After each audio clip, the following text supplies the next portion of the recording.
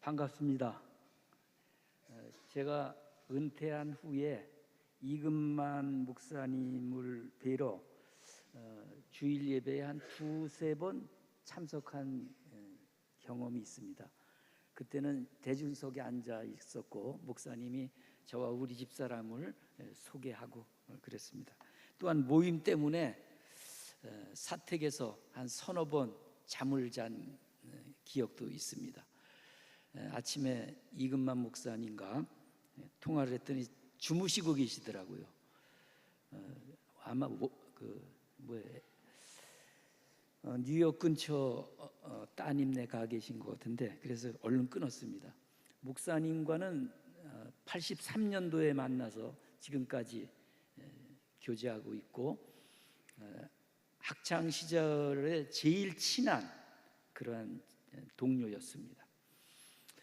아마 여러분들이 지금 목사님이 안식년을 하고 계시기 때문에 매주 이렇게 새로운 목사님들이 오시니까 아마 그 설교 쇼핑을 하고 계시지 않는가, 그런 생각을 해요. 그래서 오늘 나도 뭐 다른 목사님들하고 비교를 하시겠구나. 근데 비교하지 마십시오. 저 본래 설교를 잘 못해요. 그러니까 기대하지 마시고, 그래도 한두 마디 들을 거는 있을 거예요. 들을 거는 있으실 것이고, 또 제가 오늘 주보를 보니까 제 설교 본문 내용이 이렇게 적혀 있는데, 제가 그런 내용을 드린 적이 없는데 아마 김영훈 목사님이 만드신 것 같아. 근데 기가 막히게 만들었더라고요. 내가 설교할 내용을 아주 딱 뽑아서 놓은 것 같아요. 아무튼 기대는 하지 마시지만 그래도 한두 가지는 얻고 여러분의 삶에 변화가 있게 되기를 축원합니다.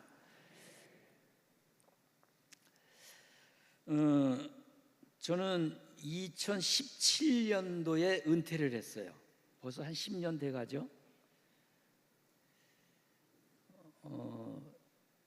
그 후로는 이 TV를 잘 봐요. 집에 있으면 뭐 별로 할 일 없으니까 뭐 일도 하지만, 저는 이따 얘기할지는 모르겠지만 은퇴하고 나서 직장 다녔습니다.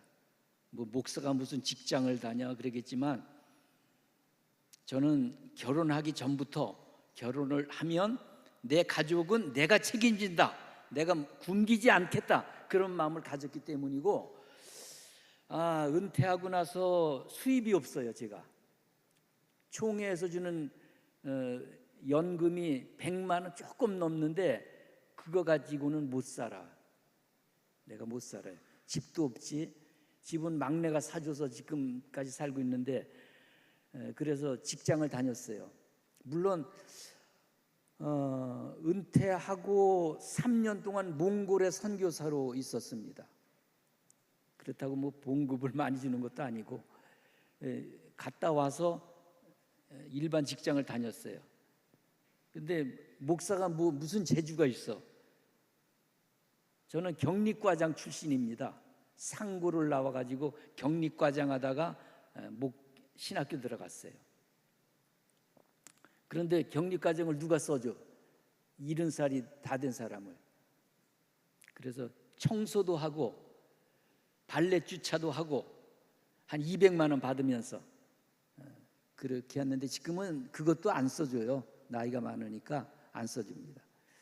그래서 TV를 보는데 1월 달 셋째 주인가 화요일 날 아침마당에서 뭐 화요 초대석을 하는데, 그 누군가 하면은 김정아라는 교수가 나와요. 박사예요. 러시아어 박사. 성균관대학교 교수로 있대요. 그 양반이 이야기를 쭉 하는데, 대단한 양반이네. 왜 대단하냐? 러시아 그 문학 중에 도스토옙스키의 아주 굉장히 유명한 소설들이 있는데, 물론 죄와벌, 뭐 도스토옙스키 형제, 뭐 그런 카르마조프 형제죠. 그런 거를 했는데, 전 세계에서 러시아어로 자기 나라 말로 번역을 한 게 9사람밖에 없대요. 근데 김정아 교수가 9번째로 한국말로 직접 번역을 한 거예요. 근데 그러면 전에 있던 건 뭐냐? 영어로 번역한 거를 재번역한 거예요. 그런데 이 양반이 10년 걸려서 4개 소설을 다 번역했대요. 그게 다 번역한 지가 얼마 안 돼. 그래서 아마 초대가 됐는가 봐요. 그런데 그 양반이 자기 어머님으로부터 들은 얘기가 뭐냐면은, 야 정아야, 손해보고 살아라. 그 말을 잊어버리지를 않았다는 거예요. 지금까지도 마음에 담고 있대. 어머니는 돌아가셨는데. 그런데 어느 날 자기 딸아이가 이렇게 자고 있는데 이렇게 가만히 머리맡에 앉아서 보니까 머리에 뭐가 이렇게 기어가더래요. 뭐 같아요? 예? 바퀴벌레 아니야. 뭐 같아? 머리니. 머리니 색깔 아세요, 여러분? 모르죠? 머리니 색깔은 까매. 보호색을 가지고 있어요. 이도. 옷 속에 사는 이는 하얘. 머리니는 까매. 막 뭐가 기어가서 딱 보니까 이더래. 그 얼른 잡아서 버리고 바로 담임 선생님께 전화를 했대. 선생님, 예, 웬일이시죠? 우리 아이 머리에서 이가 나왔어요. 그러니까 아이고 죄송합니다 어머니, 지난번에 아이들이 그 현장 학습을 1박 2일로 갔다 왔는데요. 그날은 그곳 사정 때문에 이불 하나에 2아이씩 잤는데요. 한 아이가 약간 좀 더럽고 머리도 안 감고 옷도 냄새가 좀 나고 그런 아이가 있는데 아무도 그 아이하고 자질 않아서 딸아이 이름은 내가 몰라, 잊어버렸어요. 걔하고 잤대요. 그러니까 이가 얼마나 약아요. 옳지, 저기 맛있는 피가 있구나. 그래서 살살살 옮겨가서 이 아이에게 있었던 거예요. 그러면서 죄송합니다 어머니, 용서해 주세요. 제가 관리를 잘못해서 그랬습니다. 그랬더니 아닙니다 선생님, 감사합니다. 우리 아이가 손해를 보는 쪽을 택했군요. 감사합니다. 그래서 그날 밤 저녁에 가족 파티를 했대요. 손해보는 쪽을 택했기 때문에. 그런 이야기를 하더라고요. 오늘 본문은 이삭의 이야기입니다. 그 3대 족장 또는 4대 족장을 말할 때 아브라함, 이삭, 야곱 또는 요셉까지도 칠 때도 있어요. 그 사람들 이야기 중에 제일 짧은 사람이 이삭이에요. 그런데 제일 흠이 없고 뭐 잘못한 것을 찾기가 어려운 사람이 누구냐? 이삭이에요. 이삭은 아버지의 유산을 많이 받았어요. 아버지도 뭐 318명이나 군대를 가지고 개인 사병이죠. 그렇게 했죠. 뭐 양이 몇만 마리만 막 대단한 부자인데 그거를 다 물려받았지 않습니까? 그런데 이제 흉년이 들어서 그랄에 가서 살게 되고 그러는데 그곳에 블레셋 사람들이 이삭이 잘 되니까, 예수 믿으면 잘 돼요. 근데 뭐 또 안 되는 사람도 있지.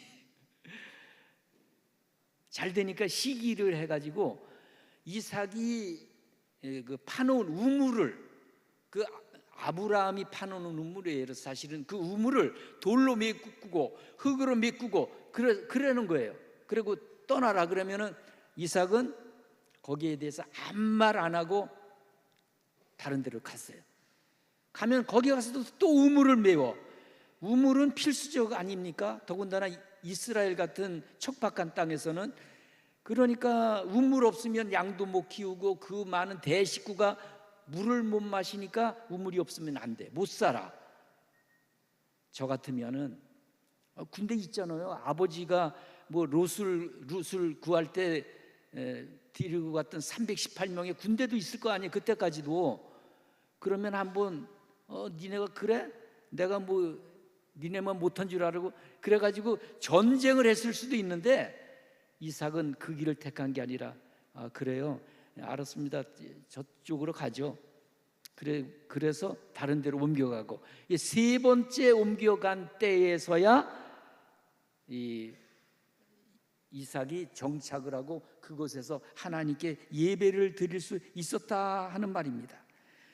여기 블레셋 왕이 아비멜렉인데, 이 아비멜렉은 이름이 아니고 바로 파라오와 같은 왕을 지칭하는 거예요. 블레셋 그 아비멜렉, 블레셋 아비멜렉. 그러면 이게 블레셋 왕, 그런 말이에요. 그러니까 아비멜렉이 성경에 많이 나오는데 이거는 이름이 아니라 바로 왕이라는 뜻이다, 그런 말이죠. 그래서 아브라함이 판우물을 계속 메꾸고 빼앗기고 그랬을 때, 여러분 생각해 보세요. 저 우물이 없으면 우리 가족 뭐 수백 명일 거예요, 이삭의 가족이. 그러면 어떻게 살지? 이거 화가 나가지고, 제가 여기 판교 사람인데 화딱지가 나가지고 아마 막 대들거나 뭐 싸우려고 아비멜렉이고 뭐고 그냥 막 화를 내면서 달려들었을 것인데 그렇지 않았어요. 큰 손실을 보았음에도 불구하고 그대로 그걸 인정해 줬어요. 손해보고 산다고 하는 것은 참 어려운 일입니다. 저 생긴 게 어때요? 제 얼굴이. 저는 격리과를 하고 상고를 나오기도 했지만 굉장히 타산적입니다. 손해 안 봐요. 손해보는 일을 하지도 않고, 제가 농사를 시골에서 자랐고 지금도 농사를 조금 해요. 그러면 이거를 어떻게 하면 빨리 하나, 어떻게 해야 힘이 덜 드나, 어떻게 해야 이것이 좋은가, 그거를 늘 머릿속으로 생각하며 사는 사람이에요. 굉장히 이지적이죠. 이금만 목사님도 아마 저 못지 않을 거요. 계산 굉장히 빨라요. 여러분 함부로 했다가는 이 목사님한테 당해. 함부로 하지 마세요. 다 알아. 저 양반이 왜 저랬는지, 저 말을 왜 하는지 다 알아. 저도 그래. 지금은 머리가 녹슬어서 팽팽 돌아가지는 않지만 그런 거예요. 그런데 그래도 다행히 제가 목사가 됐으니까 조금씩 그냥 이렇게 잘하고 그러고 살고 있죠. 이삭은 아주 큰 손해를 보았음에도 불구하고 오늘 25절 말씀, 이삭이 그곳에 제단을 쌓고 그랬어요. 아마 이걸로 그런 거를 손해보고 하는 거를 버티고 살았지 않았는가, 그런 생각을 해봅니다. 김영훈 목사님이 저더러 설교를 25분 내로 끝내래. 뭐 끝내지 어떻게. 저는 그래서 제가 계산을 해봤어요. 몇 시에 끝나면 되는가. 그래서 그 안에는 끝나겠는데, 오늘 이 말씀 속에서 보면 이삭은 자기에게 닥친 이러한 손해봄에 대한 안타까움, 그리고 내가 이 많은 식구들을 데리고 이사를 한다는 게 얼마나 힘든 일인가, 그러는 생각, 이것이 이삭이 움직이기 어려운 일이었음에도 불구하고 이삭이 이사를 2번이나 했다, 3번 했다, 그런 말이죠. 그런데 이것이 바로 잘못된 선택이었느냐? 아니다라는 말이에요. 그것은 자기뿐만이 아니라 가정과 그리고 자기의 그 모든 식구들, 가솔들, 그 사람 모두에게 좋은 일이었다 하는 것을 우리가 알 수 있습니다. 사실 손해본다는 것은 신앙으로 해결할 수가 없어요. 교회에서 목회를 해보면 어떤 사람은 미련할 정도로 손해를 많이 보는 사람도 있고, 어떤 사람은 절대 안 보는 사람이 있어요. 제가 섬기던 교회에 집사님 부부가 있어요. 둘 다 아주 열심히 예수도 잘 믿고 실력도 좋아, 농사를 져. 그런데 교회 땅이 있어서 그 분들한테 땅을 임대료 안 받고 농사 지시라고 그랬더니 오래 지었었는데 그 땅에다가 교회를 지려고 집사님 그 땅 좀 비워주시죠 그랬더니 안 나가. 거기다가 돈을 달래. 이사 비용 달래. 이사 비용. 나 그런 사람도 봤어요. 지금도 그 땅 그냥 짓고 있어. 그리고 교회도 안 나와 지금. 여러분 상식에는 그게 집사야 그래죠? 아니에요. 장로님도 그런 분 있어. 목사라고 뭐 깨끗하고 좋은 줄 알아서요? 그렇지 않아요. 그러니까 이 돈 문제 앞에서는 신앙도 그렇게 뭐 큰 역할을 못하는 것 같아요. 조금은 나아. 그래도 예수 믿는 사람들이 그래도 나아요.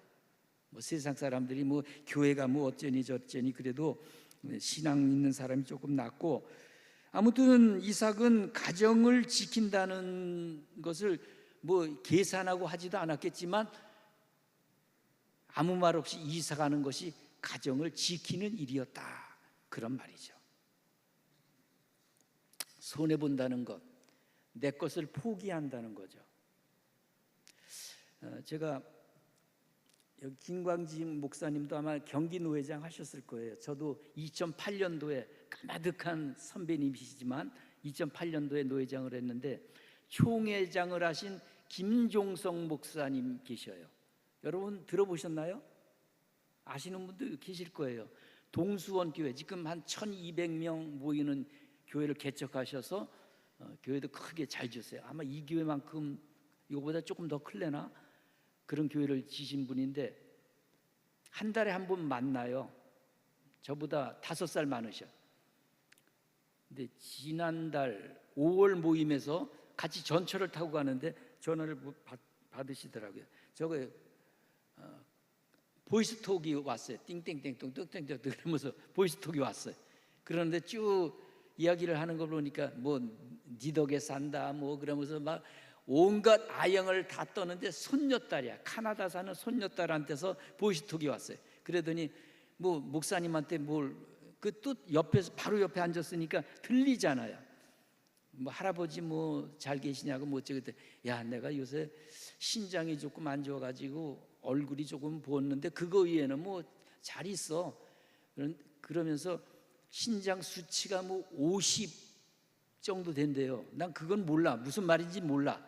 그런데 40 이하로 떨어지면 투석을 해야 된대. 이 목사님이. 근데 별로 뭐 제가 보기에는 뭐 먹는 거 뭐 활동하는 거 보면은 건강하시거든요. 그러니까 그 손녀딸 하는 말이 눈물이 나서 못하겠네. 할아버지, 저 신장이 2개인데 제가 하나 드릴게요. 그래더래. 그때도 제가 목이 맸고 지금도 그 생각하면 목이 메요.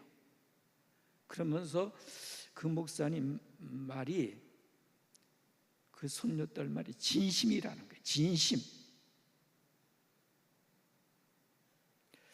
그래서 야, 참 이게 피부치이기 때문에 그럴 수도 있지만 이거는 보통 생각 가지고는 할 수 없는 말이다. 근데 그 손녀가 그렇게 잘한대요. 가끔 뭐 택배로 선물도 그냥 붙여주고 그런데 나를 포기할 수 있다는 것이 바로 손해보는 첫걸음이다. 이제 딱 이야기 딱 한 번만 하고 말을게요. 저는 장가를 잘 들었어요. 그 말은 뭐예요? 우리 집사람이 좋다는 거예요. 오늘은 지금 다른 일이 있어서 여기 못 왔는데 왜 그러느냐? 나보다 통이 커. 나는 아까 계산적이라고 그랬잖아요.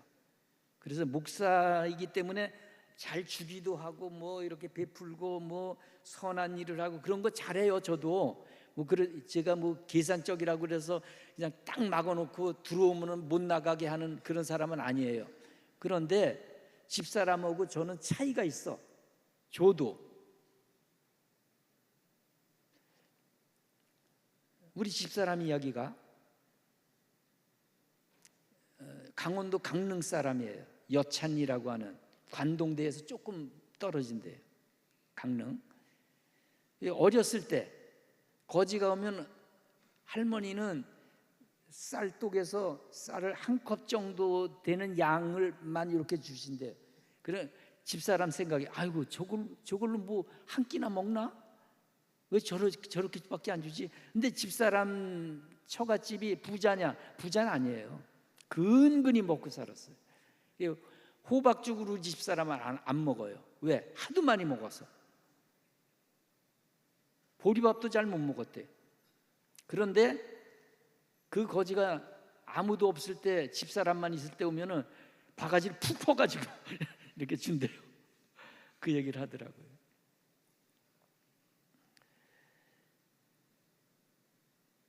이삭은 손해본 것이 몇 가지 있는데 첫 번째는 우물이죠. 우물을 빼앗긴 거예요. 그냥 그거는 재산 목록 1호일지도 몰라요. 그걸 빼앗겼죠. 그 다음에 이사를 가니까 제가 몽골에 있을 때 보면은 그 게르라고 하는 천마, 그게 여름엔 시원하고 겨울엔 따뜻해요. 아주 좋습니다. 그런데 그거를 예를 들어 100명만 같이 산다고 그래도 아마 수백 개의 게르 같은 집을 짓고 살았을 텐데 그거를 이사한다는 것은 요새 아파트가 비싸죠. 여기도 한 30억 40억 가나요? 그거를 포기한 거예요. 우물 빼앗겼지, 장막 빼앗겼지, 더군다나 제일 중요한 자존심을 빼앗긴 거예요. 자존심이 멍들었어요. 저는 여러분들이 오늘 이 별 특징 없어 보이는 이삭, 이 사람이 이렇게 손해를 보고 살아감으로 인해서 그래도 구약 성경 중에서 예수님을 가장 많이 닮은 사람이라고 하는 칭찬을 들은 이 이삭,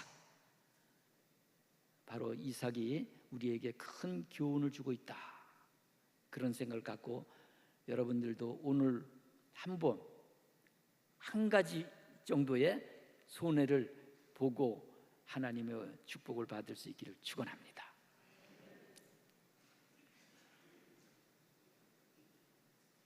살아계시는 하나님, 우리 마음대로는 할 수가 없습니다. 우리에게 손해볼 수 있는 마음을 주셔서 하나님 앞에 바로 서게 하옵소서.